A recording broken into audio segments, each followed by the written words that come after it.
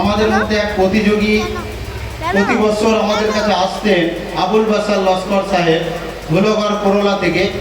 তিনি শারীরিকভাবে অসুস্থ, প্রচণ্ড অসুস্থ। আপনারা সকলে তার জন্য দোয়া করবেন এবং আল্লাহ রাব্বুল আলামিন তাকে সুস্থতা দান করুক, আমিন।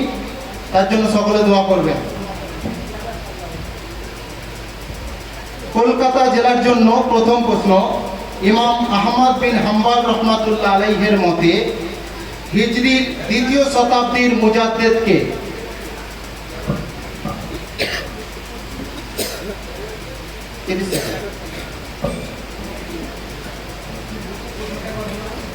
ইমাম আহমদ বিন হাম্বল রহমাতুল্লাহ আলাইহির মতে হিজরির ২য় শতাব্দীর মুজাদ্দিদ কে?